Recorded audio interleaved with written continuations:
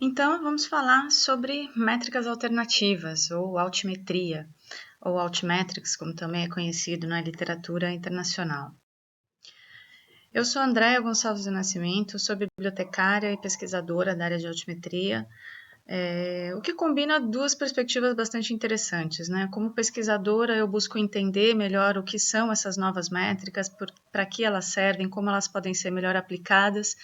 E como bibliotecária, eu trabalho também na educação de usuários, em como utilizar melhor essas métricas, treinando outros bibliotecários e pesquisadores para encontrarem soluções baseadas nas métricas alternativas. Para começar, vamos falar então sobre o que são métricas alternativas e para que elas servem. Eu trago aqui uma citação do documento que se chama Altmetrics, a Manifesto. É um dos primeiros documentos que fala sobre altimetria e tenta explicar o contexto em que essas métricas alternativas surgiram. E aqui diz que a altimetria amplia a nossa visão sobre o que é o impacto, mas também sobre o que está causando o impacto. E isso é importante porque as expressões acadêmicas estão se tornando mais diversificadas. E isso é uma verdade. Se a gente fala de impacto da produção científica, hoje em dia, a maioria das pessoas vai associar isso ao impacto das citações, ou ao fator de impacto, embora muita gente nem saiba exatamente o que é o fator de impacto, mas é uma expressão bastante comum quando a gente fala de avaliação de produção acadêmica. Mas as métricas alternativas englobam uma visão um pouco mais abrangente do que é o impacto causado pelo resultado de uma pesquisa. Começando pelo contexto de que a comunidade acadêmica começou há alguns anos já a transferir as suas atividades de produção para a web. Nesse gráfico dá para a gente dar uma olhada assim, em ícones de serviços baseados na web que são comumente utilizados no fluxo de produção científica. Então, a gente tem um fluxo de produção tradicional que usa bases de dados comerciais para buscar resultados de pesquisa nos quais nós vamos nos basear, os quais nós vamos citar, pacotes de software para edição de texto ou revistas para publicação, que são coisas mais tradicionais. Mas a partir do momento que a gente passa a ter um workflow mais moderno ou inovador, começam a surgir ferramentas novas que estão se tornando muito populares entre os acadêmicos. Por exemplo, hoje em dia a gente usa muito o Google Acadêmico para localizar novos trabalhos, utiliza gerenciadores de referência bibliográfica como Mendeley, Zotero, RefWorks, para organizar as citações, organizar as referências que vão ser utilizadas no trabalho. Alguns desses programas também servem como uma espécie de rede social, conectando pesquisadores que trabalham com o mesmo tema, que podem discutir os temas que estão sendo trabalhados. A colaboração ficou algo muito mais fácil e mais presente, utilizando ferramentas online também, onde mais de um pesquisador ou diferentes grupos de pesquisa podem trocar ideias sobre um trabalho que está sendo desenvolvido. A publicação em acesso aberto em repositórios acadêmicos ou repositórios livres também é algo que impacta bastante na publicação da comunicação científica hoje em dia. E dentro de todo esse ciclo que termina com a avaliação, também existem novidades, e as métricas alternativas são uma dessas novidades, uma das novas maneiras que a gente tem de avaliar o resultado dessas pesquisas. Ao mesmo tempo, também a gente vem criando diferentes tipos de produtos acadêmicos, né? Hoje em dia, valoriza-se ainda muito o artigo científico como principal produto de pesquisa, mas existem muitos outros produtos agregados que também vão indicar qual é o impacto, a produtividade de um determinado pesquisador. Então, por exemplo, a gente deve computar também o que são produções de livros ou capítulos de livros, trabalhos apresentados em congressos, teses, dissertações, conjuntos de dados. Isso é muito importante, uma tendência que está surgindo forte agora no ambiente acadêmico, que é compartilhar os dados que serviram de base para a sua pesquisa, para que esses dados possam ser reutilizados por outros pesquisadores, e inclusive também para para demonstrar a transparência da sua pesquisa, para que outras pessoas tenham acesso aos dados brutos que foram utilizados, entre outros tipos de produtos acadêmicos que podem ser compartilhados e que de alguma forma vão causar alguma influência nos seus pares, né? Mesmo apresentações, slides de apresentações, relatórios, gráficos, ilustrações, entrevistas, vídeos, ou seja, existe uma série de outros produtos acadêmicos que estão sendo produzidos, cujo impacto, cuja influência não tem sido levada em consideração na avaliação de pesquisadores ou da ciência como um todo, e que agora a gente tem ferramentas próprias, específicas, que vão nos ajudar a mensurar esses produtos de pesquisa e ver qual é a atenção que eles têm recebido também, além do resultado mais formal, que seria um artigo acadêmico. Então, para quem gosta de definições formais, eu coloquei aqui uma definição da NISO, que é o órgão de normalização internacional, que criou um grupo de trabalho sobre as métricas alternativas há cerca de 3 anos e recentemente publicou um documento com as normas para a utilização e geração de altimetrias. Né? E nesse documento, a NISO define que a altimetria é um termo amplo que encapsula, envolve, né, a coleta, a criação e o uso digital de várias formas de avaliação derivadas da atividade e do engajamento entre diversas partes interessadas, ou seja, essas diversas partes seriam os pesquisadores que produzem a pesquisa e os usuários, sejam eles usuários do ambiente acadêmico ou fora do ambiente acadêmico. Né? Traduzindo em termos mais simples, altimetria captura as interações entre os usuários e os resultados de pesquisa. E a partir daí a gente consegue entender como esse resultado de pesquisa está sendo buscado, como ele é encontrado, como ele é usado, como ele é compartilhado entre as pessoas e como ele é discutido dentro da academia e também fora da academia. Que essa é um dos pontos fortes, uma das vantagens da altimetria, é poder ver qual é o impacto, além do impacto das citações, né, o impacto social entre leitores que não necessariamente vão citar um documento, mas que vão utilizar o resultado daquela pesquisa de alguma maneira. Exemplos de métricas alternativas que eu posso citar para vocês, entre os mais comuns. Referências a resultados de pesquisa em notícias. Isso é muito comum quando a gente lê um jornal, lê uma revista e fala, um estudo da Universidade de Cambridge descobriu que os ratos se beneficiam de determinado grão, blá, blá, blá. Ou seja, esse tipo de comentário dentro de uma notícia é um impacto muito importante, né, do resultado de pesquisa. Porém que não é computado em nenhum lugar ele é analisado, avaliado, é levado em consideração quando a gente vai avaliar o que um determinado pesquisador fez, o que uma instituição produziu ou o que determinada revista publicou. Então, nas ferramentas de altimetria é possível agora começar a medir esse tipo de interação, esse tipo de interferência, né? Também compartilhamento de resultados de pesquisa em mídias sociais. Existe hoje em dia um comportamento da comunidade acadêmica e principalmente fora da comunidade acadêmica de compartilhar artigos científicos através de redes sociais, seja o Twitter, o Facebook ou dentro de redes sociais exclusivamente acadêmicas, como por exemplo academia.edu ou ResearchGate, Mendeley, que são redes sociais específicas para compartilhamento de artigos e outros resultados de pesquisa.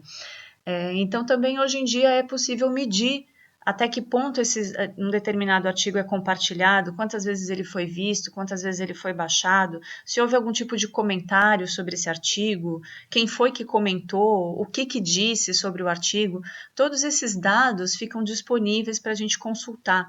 Então, é um tipo de informação que antes não estava registrada em nenhum lugar, embora esse comportamento existisse de outras formas fora do ambiente online, né, em conversas de corredor, em congressos, compartilhamento de e-mails e de conversas com outros pesquisadores, mas, enfim, agora no ambiente online a gente tem condições de de medir e identificar esses comportamentos.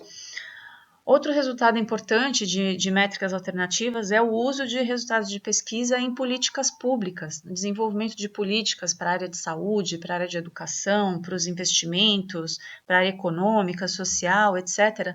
Até hoje não era possível medir o quanto um determinado artigo ou um livro teve impacto sobre uma política social, sobre uma política pública. E esse é um resultado importantíssimo do trabalho de qualquer pesquisador. Um último exemplo são menções à pesquisa em fóruns abertos de revisão por pares. A revisão por pares é um mecanismo de identificação de qualidade da produção acadêmica, que já é tradicionalmente utilizado, né, onde um ou mais cientistas da mesma área analisam aquela produção e dão seu aval para que essa produção seja publicada numa revista. E hoje em dia esse processo tem sido feito também no ambiente online, em fóruns abertos, onde qualquer pessoa pode analisar um determinado artigo e dar o seu parecer e avaliar aquele conteúdo, né, de forma que o autor também possa participar dessa discussão. Então isso também é um outro tipo de influência, né, ou de alcance da pesquisa que precisa e agora pode ser medido. É importante a gente mencionar que a altimetria não pretende substituir as métricas tradicionais. Tá? As citações bibliométricas tradicionais que são contadas na avaliação de pesquisadores podem ser complementadas com os dados da altimetria. Tá? A altimetria tem uma série de vantagens que a tornam muito atrativa, e duas delas que eu quero mencionar aqui são a rapidez dos indicadores, ou seja, a altimetria mostra um impacto da pesquisa no momento em que ela é publicada, né? Antes mesmo de que ela seja citada por outros autores ou que ela apareça em outras publicações, a partir do momento em que ela está disponível online, já se pode saber o quanto ela tem sido compartilhada, que tipo de comentários ela tem recebido, então produz indicadores muito rápidos, né, condizentes com a velocidade da nossa comunicação hoje em dia.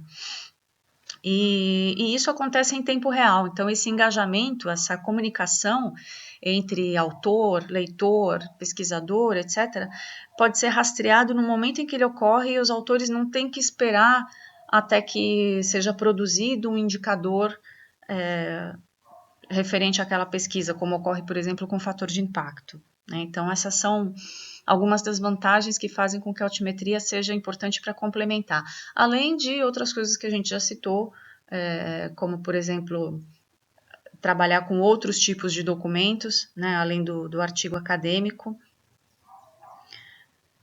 que dá uma visão um pouco mais, que dá uma visão mais ampla do alcance de um determinado trabalho. De qualquer forma, a altimetria ela não foi feita para indicar a qualidade da pesquisa, tá? Não se pode utilizar a altimetria para dizer que um trabalho é bom ou ruim, etc. Da mesma forma que a gente usa os indicadores bibliométricos de forma quantitativa, né? Na altimetria também um artigo pode causar muita atenção por ser de extrema validade ou por ter erros ou equívocos, né, que são bastante comentados também.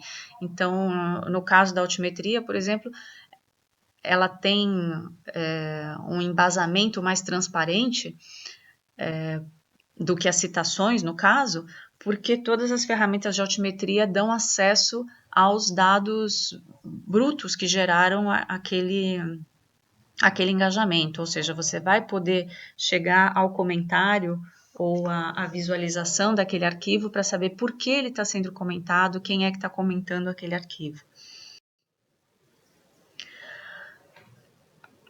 Então, tendo explicado um pouquinho sobre o contexto das métricas alternativas, vamos ver por que você, como pesquisador ou como bibliotecário acadêmico, deveria se importar com isso, né? Além do fato disso ser uma tendência praticamente irreversível no fluxo da comunicação científica atualmente. Como pesquisador ou como um bibliotecário que presta suporte ao trabalho de pesquisadores, a gente tem que ver que a altimetria mostra quem está falando sobre a sua pesquisa e o que estão dizendo sobre a sua pesquisa. Isso permite que você acompanhe todos os comentários que estão sendo feitos, sejam elogios ou críticas, e você tem a oportunidade de reagir ou responder diretamente a quem fez esse comentário. Esse canal de interação, esse diálogo proporcionado pela altimetria é um dos principais benefícios que o pesquisador pode tirar dela nesse momento. Um outro benefício é ajudar você, como pesquisador, a construir a sua reputação. Você vai criar perfis acadêmicos, né? E hoje em dia, a maioria das pessoas que faz pesquisa online vai querer pesquisar também sobre um determinado autor. Então, com as novas ferramentas online, é possível que você crie perfis acadêmicos, liste os seus resultados de pesquisa, os seus produtos de pesquisa, não somente os artigos, mas qualquer outro produto, né? E possa rastrear a atenção recebida por esses produtos, de forma que você consiga identificar também de que forma eles estão sendo usados ou interpretados, e também a partir da rede de pessoas que cita ou menciona ou se interessa pela sua pesquisa, você vai poder formar uma rede de contatos profissional, acadêmica, né, com outros pesquisadores da sua área, assim ampliando o teu círculo de influência, né, e ajudando a construir a sua reputação. Além disso, através dessas ferramentas de altimetria, a partir da tua própria pesquisa ou da pesquisa de outros pesquisadores que sejam da tua área de interesse, você pode descobrir outros resultados e também futuros colaboradores com o seu tema de trabalho. A partir do momento que você consegue ver quem é que está se interessando por um determinado campo de pesquisa, isso pode ser útil para você identificar quem são as pessoas com as quais você poderia colaborar ou que outras comunidades estão trabalhando o mesmo tema e das quais você não tinha conhecimento e as quais você pode se engajar para trocar ideias e avançar o seu conhecimento. Mais uma vez, o diálogo entre pesquisadores, que é uma possibilidade antes inédita, sem as ferramentas online, passa a ser um ator muito importante no desenvolvimento da pesquisa. Outro benefício ou vantagem da altimetria é ajudar o pesquisador a identificar os canais de publicação que são mais adequados para a sua pesquisa. Você pode, utilizando determinadas ferramentas, como o Altimetric Explorer, por exemplo, identificar que revistas publicam artigos na sua área e em que revistas esses artigos são melhor recebidos ou têm maior visibilidade. Isso ajuda com que você possa identificar qual periódico ou qual canal online de publicação vai ser mais vantajoso para publicar a sua pesquisa. E também trabalhar em conjunto com os editores, né, que uma grande parte dos editores, principalmente internacionais, já usa ferramentas de altimetria e de mídia social para aumentar a visibilidade, o alcance dos trabalhos publicados, e esses editores certamente vão ajudá-lo a ampliar os seus esforços de divulgação do seu resultado de pesquisa. E a altimetria também tem sido muito discutida como ferramenta para avanço da carreira acadêmica, né? Em todas as universidades ou em todas as instituições onde se produz pesquisa, o pesquisador é constantemente avaliado ou precisa submeter propostas para financiamento da sua pesquisa, e os dados obtidos através das métricas alternativas podem, juntamente com contagem de citações e com outros exemplos de impacto social e econômico da pesquisa, promover evidências, te dar evidências da importância, do alcance, da influência da sua pesquisa. Então, por exemplo, ao produzir o seu relatório de desempenho de um determinado ano, você pode citar não somente quantos artigos você produziu, onde eles foram publicados e quantas citações foram recebidas, mas também quantas vezes esse artigo foi compartilhado ou baixado ou quais instituições citaram ou compartilharam esse artigo na web, se esse documento foi mencionado em alguma notícia ou em algum documento de política pública. Então, são subsídios para que você possa incrementar o panorama, né, da interpretação dos seus resultados.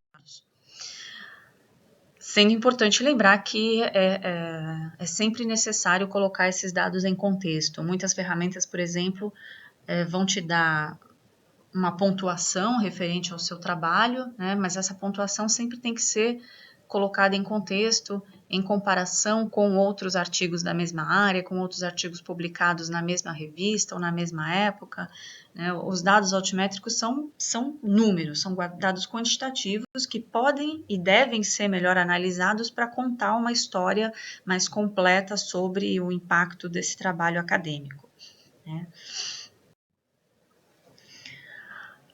Muito bem, muitos exemplos, né? Mas vamos partir um pouquinho para a prática e mostrar algumas ferramentas que podem ser usadas para que você experimente um pouco como funcionam as métricas alternativas. Eu vou começar sugerindo uma das ferramentas mais simples e gratuitas que existem, que se chama Altmetric Bookmarklet. Existem uma série de provedores de ferramentas de altimetria no mercado, das quais provavelmente o mais conhecido e o mais popular se chama Altmetric. O site é altmetric.com. E essa empresa tem diversos produtos, um desses produtos se chama Altmetric Bookmarklet. Isso é um plugin que você pode instalar no seu navegador e utilizá-lo para recuperar os dados de citação online, né, os dados de métricas alternativas de artigos e outros produtos acadêmicos daqueles que possuam um identificador único, ou seja, que possuam um DOI, ou um Archive ID, ou um PubMed ID, ou um número que o identifique unicamente. Instalando esse plugin no seu navegador, você, ao navegar e chegar à página de um determinado artigo, clica nesse plugin e ele vai te dar vai abrir uma janelinha lá com os dados de citação desse determinado artigo. E a partir daí você pode ver onde ocorreram essas citações, quantas citações ocorreram, em quais canais, né, e quem foi que mencionou esse trabalho. Então, essa é uma das ferramentas mais simples que pode ser utilizada para ajudar você a recuperar essas métricas alternativas, tanto dos seus trabalhos como de outros trabalhos do seu interesse. Ao consultar revistas acadêmicas, principalmente as internacionais, muitas vezes você vai encontrar na própria página do artigo esse Altmetric Donut, que é esse círculo de cores que normalmente vem com um número no meio, né, que também é produzido pela empresa Altmetric, que representa o score desse artigo, né? As cores representam as fontes onde ele foi mencionado e o número é gerado por um algoritmo que vai considerar a frequência dessas citações, o canal onde foi citado e quem foi a pessoa que citou. Então, existe um algoritmo que vai gerar uma pontuação para esse artigo. Então, muitas vezes você vai encontrar isso sem ter que usar o bookmarklet, né, na própria página do artigo. Ao clicar nesse círculo colorido, nesse donut, você sempre vai ser levado para a página do artigo na base de dados do Altmetric, onde você vai poder consultar os detalhes de todas as citações. Por exemplo, nesse documento que a gente vê na tela, a gente vê, além do sumário, várias abas, onde você vai ter informação sobre os canais de notícia onde ele foi citado, blogs, documentos de política, Twitter, no Facebook, na Wikipédia, ou em várias outras fontes, né, uma a uma, quais foram as pessoas ou as entidades que citaram esse documento. Então, isso é importante para garantir a transparência dos dados, né, de que você sempre pode chegar à fonte original da citação online do documento. Outra ferramenta que eu recomendo é a Impact Story. Essa é uma ferramenta de uso individual que qualquer pesquisador pode ter acesso, também é uma ferramenta gratuita. Para fazer uso do Impact Story é necessário que você tenha um perfil no serviço ORCID, que é uma base de dados de identificação única de autores, né, que também é gratuita, você faz o seu cadastro no ORCID, e lá você vai listar a sua formação acadêmica e os seus trabalhos publicados com um link para qualquer trabalho que esteja disponível online, e o Impact Story vai usar esses dados cadastrados no ORCID para gerar um currículo online com as suas pesquisas e indicar todas as possíveis menções online que esses trabalhos tenham recebido. E a partir daí você pode usar o Impact Story para demonstrar o desempenho da sua pesquisa através desses números coletados. Então, outra ferramenta importante. E para finalizar, eu vou deixar aqui para vocês 3 passos principais para você começar a trabalhar na promoção da tua pesquisa online. Tá? Primeiro passo, a primeira dica seria publicar o seu trabalho em repositórios de acesso aberto. Tá? Trabalhos disponíveis em acesso aberto já foi comprovado em diversos estudos que tem uma visibilidade maior e uma taxa de citação, uma potencial citação mais elevada do que trabalhos que estão disponíveis somente sob licença comercial. E sempre que possível, atribua um DOI aos teus produtos de pesquisa. Muitos repositórios já atribuem o DOI automaticamente, algumas revistas também, mas esse número identificador único do seu trabalho é importante para que você possa, a partir daí, gerar as métricas de acesso a esse produto. Outra dica é se registrar no ORCID. Tá? Esse serviço gratuito permite que você monte o seu currículo vitae online. É como se fosse uma plataforma Lattes internacional, onde você vai listar toda a sua produção acadêmica e, por questões de compatibilidade com outros serviços, né, isso vai permitir que você não tenha que preencher esses dados várias vezes em outros serviços acadêmicos. E, por último, uma dica para você participar das redes sociais acadêmicas, tá? E aqui, redes sociais, a gente não está falando de Facebook ou Twitter, estamos falando de redes sociais próprias do ambiente acadêmico, por exemplo, academia.edu, o Mendeley, o ResearchGate, que são redes sociais que permitem que você promova a sua pesquisa junto à comunidade acadêmica da sua área, se atualize vendo o que os seus pares estão produzindo, que artigos estão sendo lidos e comentados na sua área de conhecimento, e também permite a você fazer contatos, né, iniciar contatos com outros pesquisadores da sua área e ampliar o teu círculo de influência. Nos recursos adicionais desse evento na Extra Libre, vocês vão encontrar um link também para o passo a passo para promover sua pesquisa online. É um post que eu escrevi para o blog Bibliotecário Sem Fronteira, que traz uma explicação um pouco mais completa desses 3 passos e outros 2 passos para ajudar você a promover a sua pesquisa online. E por último, para quem tiver maior interesse sobre o tema e quiser saber mais sobre o histórico da altimetria, as suas influências, a relação com os indicadores tradicionais, como utilizar, como se manter atualizado, eu deixo como dica o meu livro Altimetria para Bibliotecários, que é um guia prático de métricas alternativas. Ele não foi feito só para bibliotecários, mas para qualquer pessoa que tenha interesse sobre esse tema, tá? E no livro você vai encontrar de forma bastante didática as explicações sobre a altimetria e com uma série de sugestões de exercícios práticos para você se familiarizar e começar a utilizar essas ferramentas.